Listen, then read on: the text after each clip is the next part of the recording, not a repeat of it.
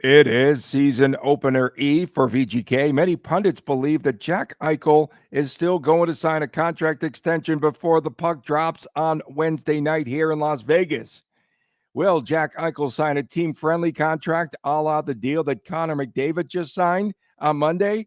It very well could happen. It's going to be a trend in the NHL. We'll discuss more on this edition of Locked On Golden Knights.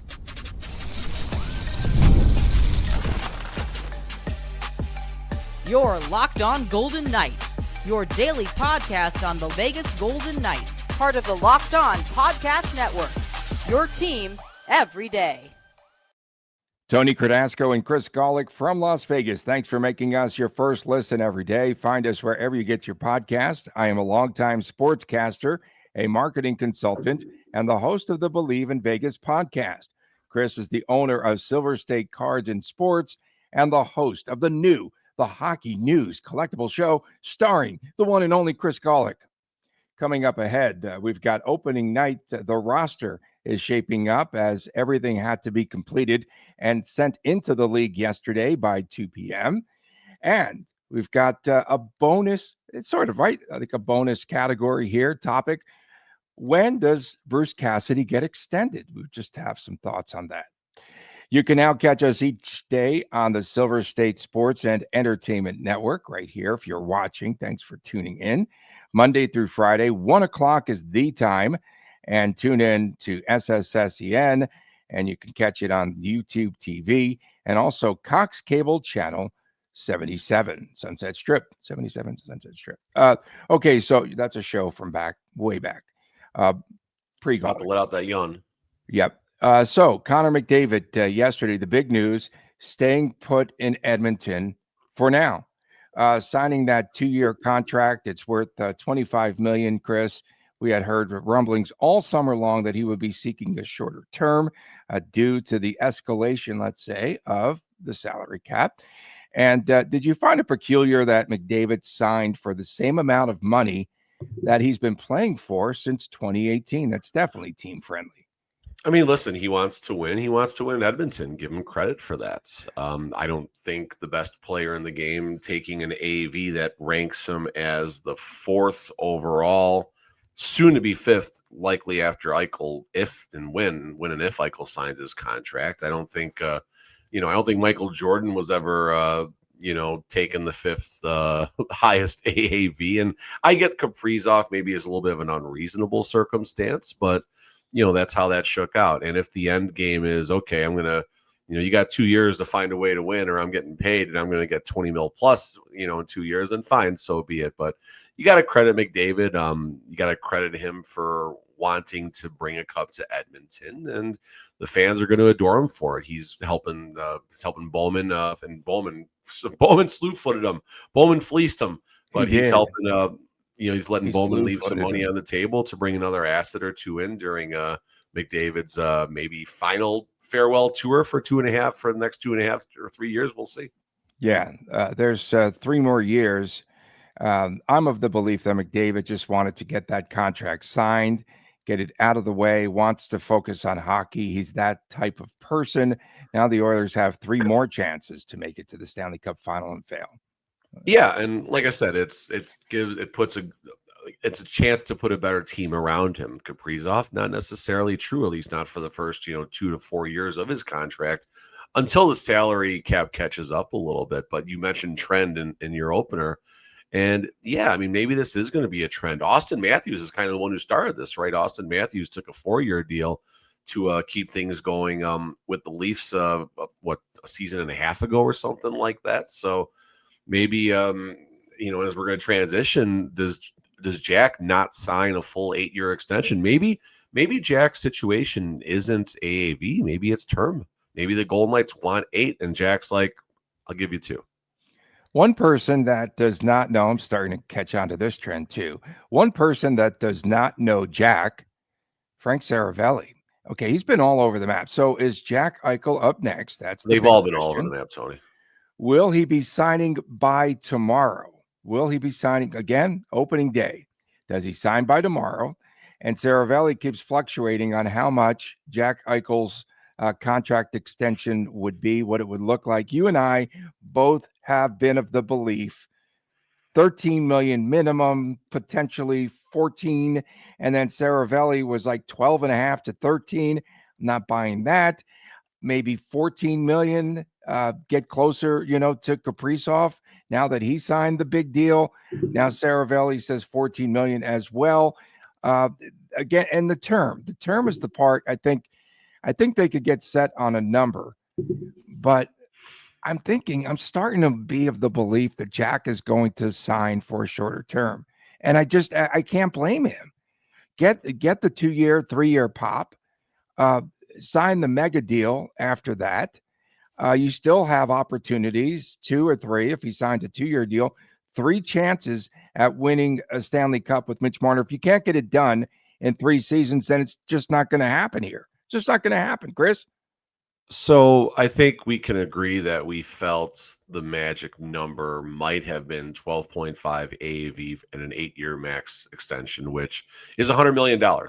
I think that was maybe one of the first numbers that may have been floated, whether it's just us wondering about this, or if that was a possible offer from McCrimmon's camp, or if that was Eichel's camp sliding the napkin to McCrimmon saying, "Hey, this is where we need to be." I don't know. I think Kaprizov has elevated that a little bit, and I've always been of the mindset that McDavid's contract is an outlier. McDavid, and this is before he signed this weird contract, but McDavid, whatever McDavid does, it's irrelevant because he's the best in the world. There's no comparable to McDavid. There's no even close. I mean, I get you can mention the McKinnons of the world and even Kaprizov to a degree, but there's no one even close. So whatever McDavid does doesn't matter. But what Kaprizov did, I think, does matter. And I think as far as the analysts, I think the one consistency between Friedman and Saravelli is the number's gone up a little bit since what Kaprizov did. The number has gone up a little bit. And is it 8 times 14 that gets this done, or other way? Yeah, is it an 8-year extension, 14 million AAV that gets it done? I don't know if that even matters now.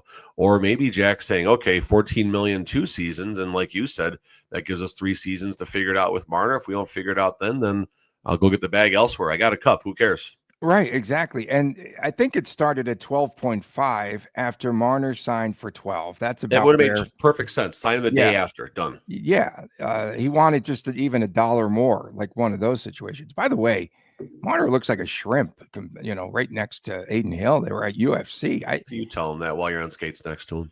Okay, well, I didn't think that he's very tall.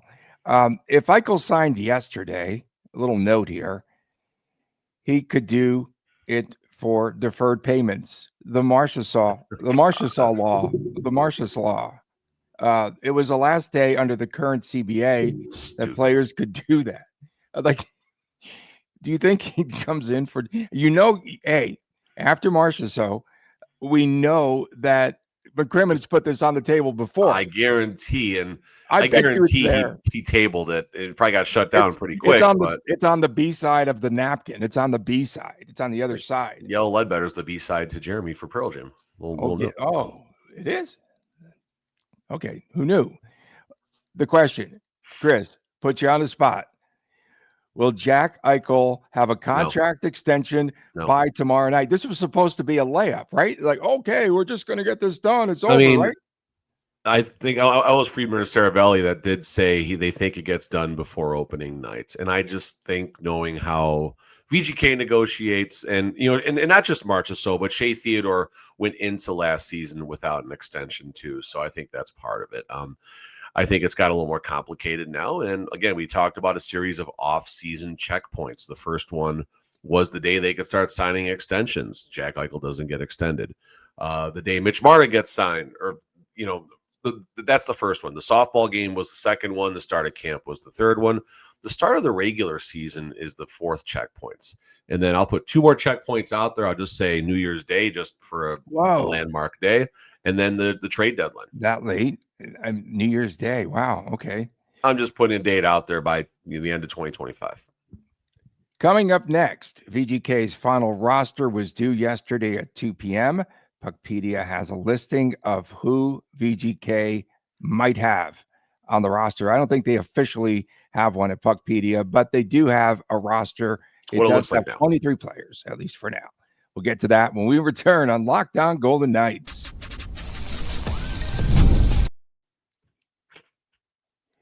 You just realized that your business needed to hire someone yesterday. How can you find amazing candidates fast? Easy. Just use Indeed. That's right. When it comes to hiring, Indeed is all you need. Stop struggling to get your job post seen on other sites. Indeed sponsored jobs put your post at the top of the page and help you to reach the right candidates fast. I've been in a spot, Chris has too, where you need to hire someone like yesterday and the pressure's on, and every day without the right person is an absolute setback. And that's exactly when Indeed sponsored jobs come in handy. They make sure that your post is seen by the right candidates right now. Now you can speed up the hiring process with a $75 sponsorship credit. Just go to Indeed.com/lockedon right now, and you can support our show, Locked On Shanghai Dragons, Locked On Golden Knights, that is. Of course, say that you heard about us right here on the podcast.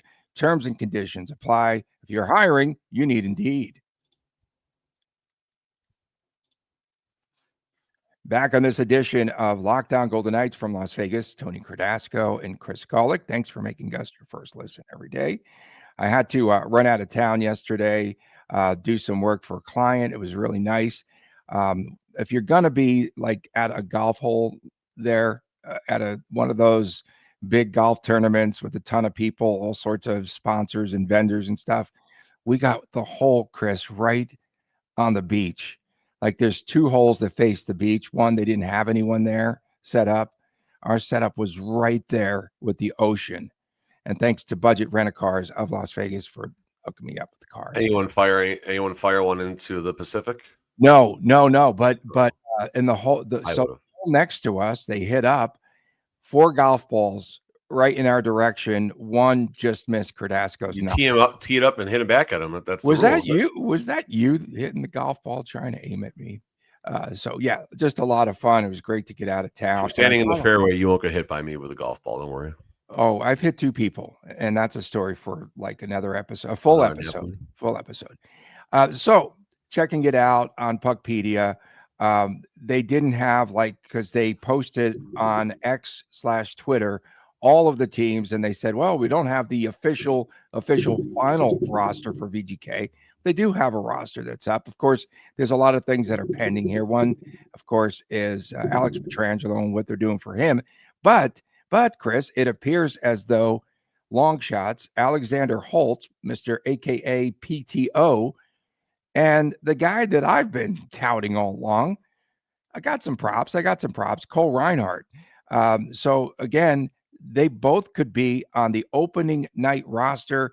Does this mean that Pavel Dorofeev won't be there on the roster on Wednesday night versus the Kings? Doro was skating yesterday, number one. Curious to see, and it didn't look like he was wearing a non-contact as well. So if Doro skated yesterday, he skates today, takes the pregame skate tomorrow, I think Dorofeev would draw into the lineup.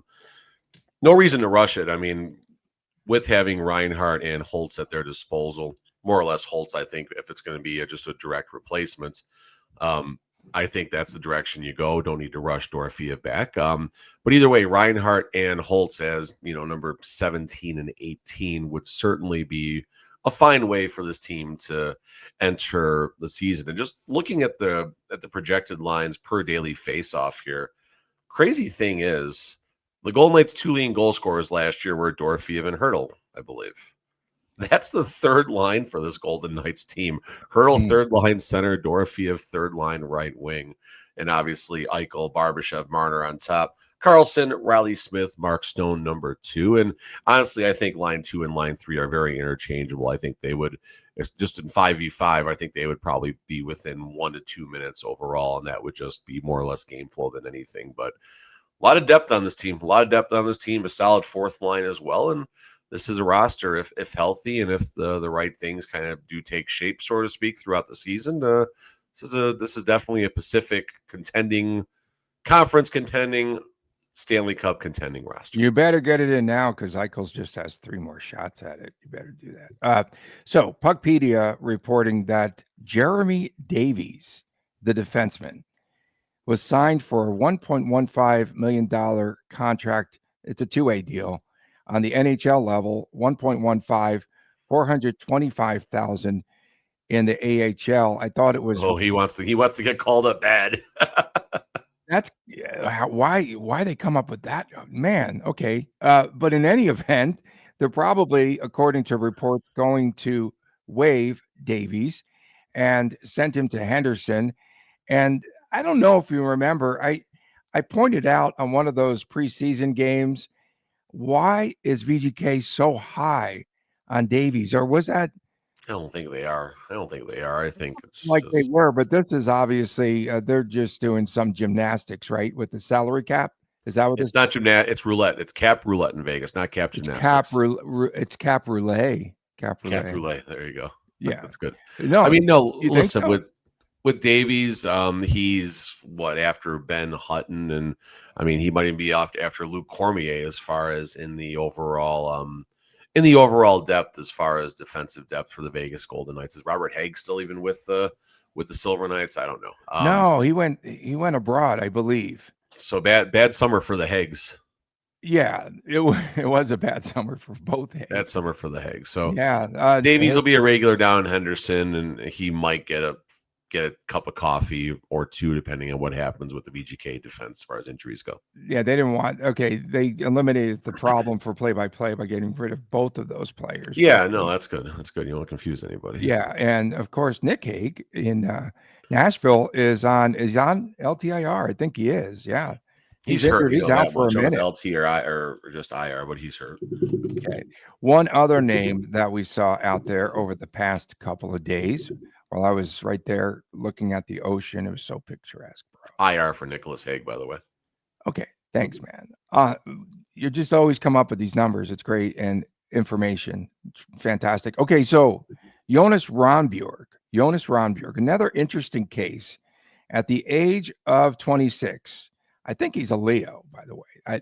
He was placed on waivers on Sunday, and most likely now to report to Henderson.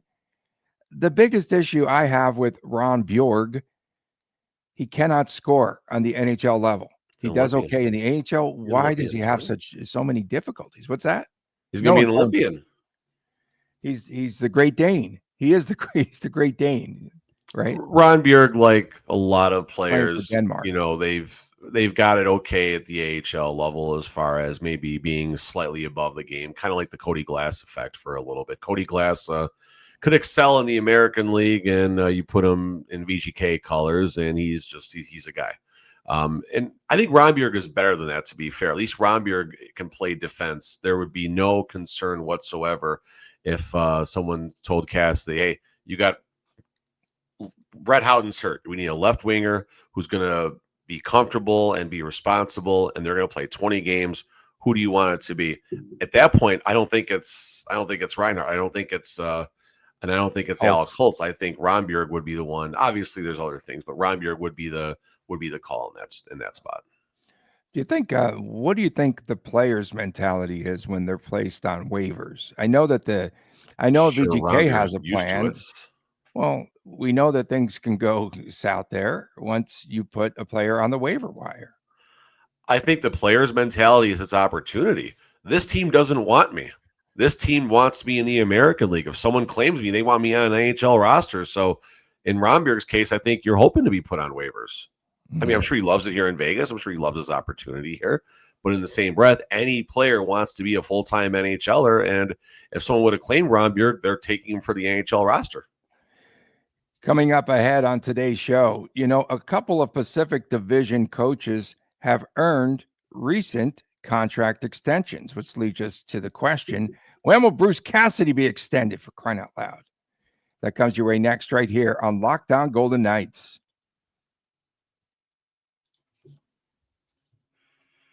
The NFL season is here, and FanDuel has an offer for you that you don't want to miss. Right now, new customers can bet just $5, and if that bet wins, you'll receive $300 in bonus bets. That's right. So it's a pretty big deal. And if you pick a bet, you put down $5. If it hits, you'll unlock $300 in bonus bets across the app. By the way, the Raiders will be hosting the Titans here. Coming off of a dub, they'll be hosting the Titans here on Sunday. The line opened 7. It's down to 5 for your Las Vegas Raiders. And you can bet that and other props and other information and what have you, parlays right there on FanDuel, on the FanDuel app. And it makes watching football more exciting. And hey, it's where you need to be. If you're a casual fan or if you love to dive into stats or what have you, FanDuel makes the game day experience so much better. So what are you waiting for? Visit FanDuel.com. That's FanDuel.com. And you could download the FanDuel app today and get started.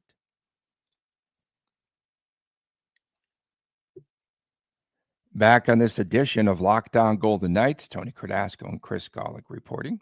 And of course, don't forget, you can now find us on SSSEN.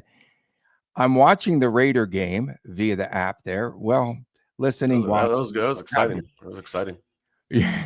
No, the best part of the entire game was Locked On Raiders has a promo in the middle of the Raider game, which is phenomenal. They follow our show each and every day. Q Myers, they do a terrific job, and that's at 1:30 each day. 12:30 it starts off with Locked On A's.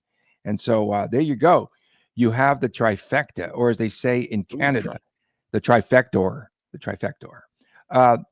So we figured out that NHL coaches don't have to wait until contracts are up for renewal for them to sign a contract extension. And I've wondered why, even after winning the good old Stanley Cup, Bruce Cassidy, even during the Cup run after that, to the best of our knowledge, has not been extended. And so Cassidy, I think, deserves one. Cassidy makes around $4.5 million per year. We dug in and found some information, but for the most part, the contract numbers, etc., are on the down low. Like they won't tell us. So current situation, Bruce Cassidy, $4.5 million. Contract expires in 2026-27.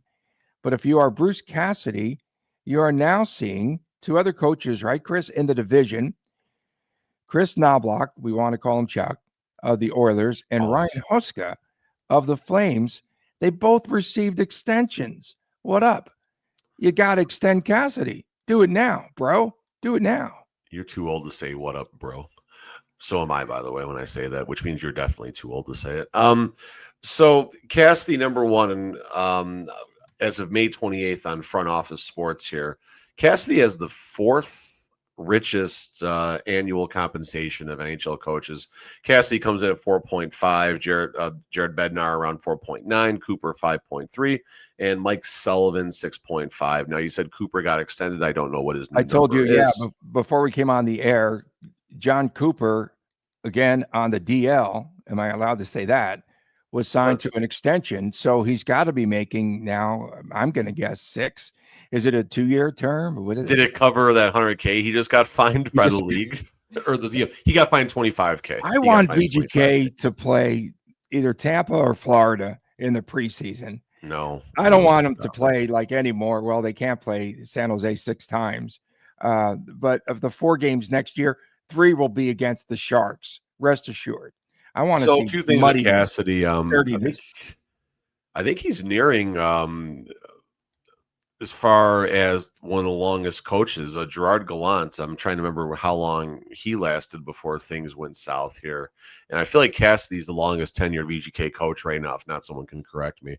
And again, 2.5 years has been the NHL average, at least as of about a year ago. I don't know how much that's changed as far as the lifespan of an NHL coach, but I mean, what hasn't Cassidy done right? I mean, his teams start hot. They usually end pretty well. Middle's a little bit of a lull, but so be it. You're going to get that with a lot of vet teams. And since Cassidy's been here, you got a Stanley Cup, you got a Pacific Division championship, and you got another team that is looking to be among at least the top 4 in the National Hockey League, depending on how things shake out here. So the way this team operates, I don't think they would extend Cassidy until he's in probably his final year of his contract. That's just me.